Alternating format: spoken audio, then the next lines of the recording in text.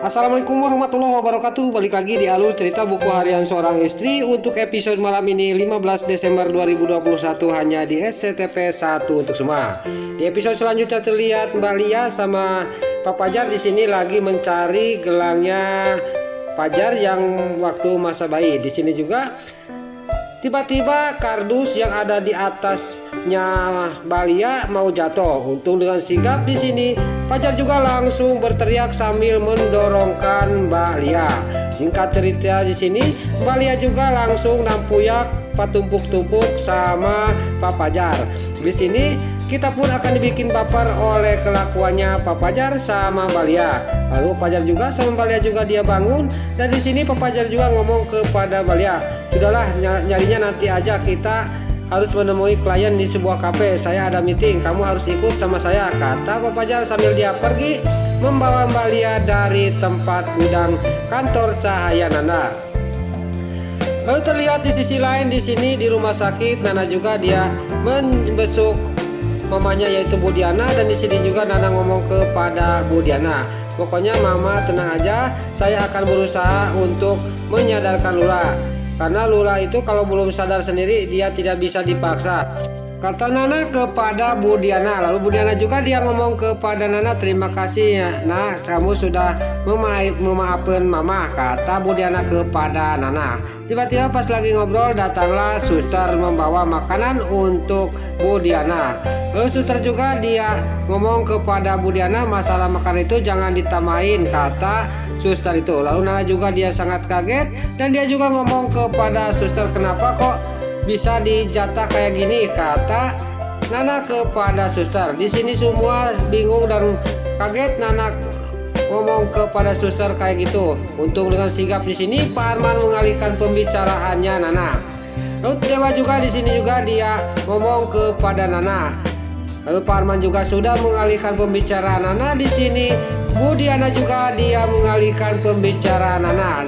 Bu Diana juga dia ngomong kepada Nana, "Bagaimana keadaan Junior, Nak?" kata Bu Diana kepada Nana. "Dan Junior sama siapa?" kata Bu Diana kepada Nana. Lalu Nana juga dia ngomong, "Junior ada yang menungguin yaitu Mbak Suketi," kata Nana kepada Bu Diana. Singkat cerita Nana juga dia pamitan dari ruang rawatnya Bu Diana, dan dia juga langsung mengecup tangannya Bu Diana. Lalu Nana juga langsung pamitan juga kepada Pak Arman. Singkat cerita di sini Nana juga sama Dewa juga pergi dari ruang rawatnya Bu Diana. Lalu di sisi lain Pak Arman juga sudah pergi. Nana dia ngomong kepada istrinya yaitu Bu Diana, "Saya akan mencari donor ginjal," kata Pak Arman kepada istrinya yaitu Bu Diana. Bu Diana juga dia menjawab, "Saya mohon kepada Mas Arman, pokoknya jangan sampai melakukan hal ini kepada Nana sama Lula. Saya mohon kepada Mas Arman," kata Bu Diana kepada Pak Arman. "Daripada saya didonorin ginjal sama anak-anak saya mendingan mati aja," kata Bu Diana kepada Pak Arman. Lalu di sisi lain Nana yang di mobil sama Dewa mau pulang. Nana juga ngomong kepada Dewa, "Jangan-jangan Mama itu punya penyakit yang berat, Mas," kata Nana kepada Dewa.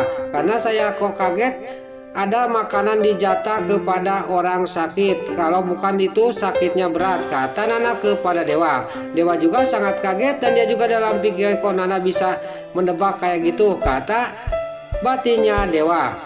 Lalu terlihat di sisi lain di rumahnya keluarga Dewana si Brokoloni yang sudah mengetahui bahwa si Ken Kelvin memasang CCTV di rumahnya.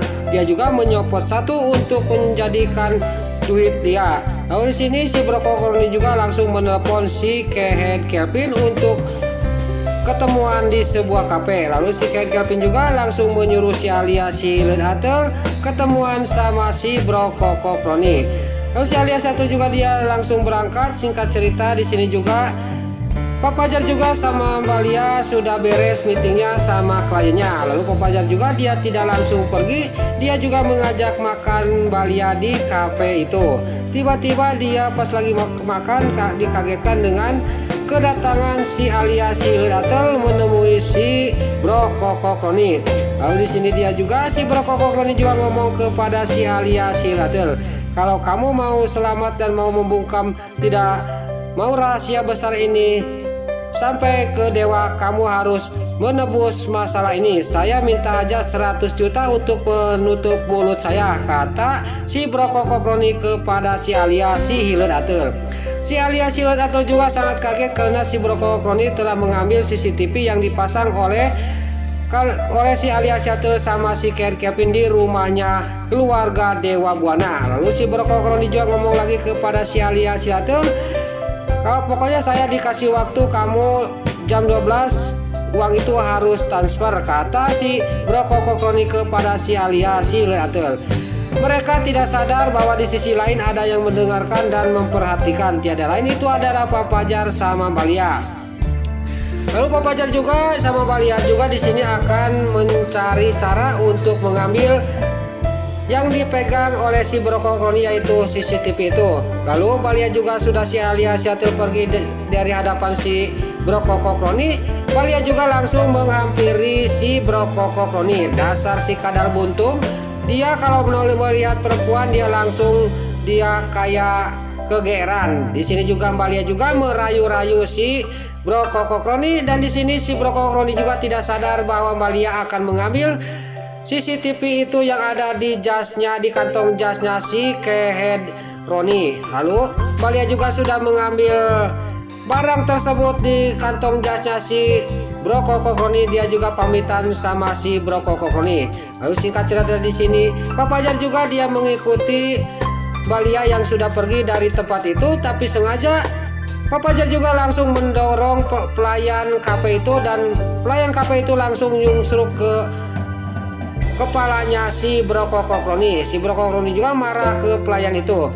Lalu di sisi lain di sini Balia juga dia ngobrol sama Pak Pajar, dan Balia juga mengasih tahu bahwa ini adalah CCTV. Kita harus kasih tahu kepada dewa, kata Balia kepada Pak Pajar. Di sini mereka juga pergi dari kafe itu untuk ketemuan sama Dewa Buana. Di sisi lain Dewa juga sampailah dia ke rumahnya dari rumah sakit. Pas sampai ke rumahnya di sini Dewa juga dia masuk lagi ke ruang kerjanya yang ada di rumah. Dia juga akan mencari donor darah, mencari donor ginjal ke orang lain. Tiba-tiba pas lagi kerja dia didatangin oleh Nana. Pas Nana datang di sini juga kebarengan dengan Pak Arman telepon kepada dirinya. Di sini Dewa juga dia pamitan kepada Nana, saya mau ngangkat telepon dulu ya nak, kata Dewa sambil pergi dari ruang kerjanya dirinya dan dari hadapannya Nana. Lalu singkat cerita di sini juga Pak Arman juga dia teleponan sama Dewa, dan di sini juga sudah menceritakan semuanya. Pak Arman sama Dewa juga dia menutup telepon, dan Dewa sudah teleponan sama Pak Arman. Tiba-tiba di sini ada yang menelpon lagi, tiada lain itu adalah Balia. Di sini terlihat Nana yang dia memperhatikan suaminya. Dewa juga tidak sadar bahwa ada istrinya yang lagi memperhatikan dia.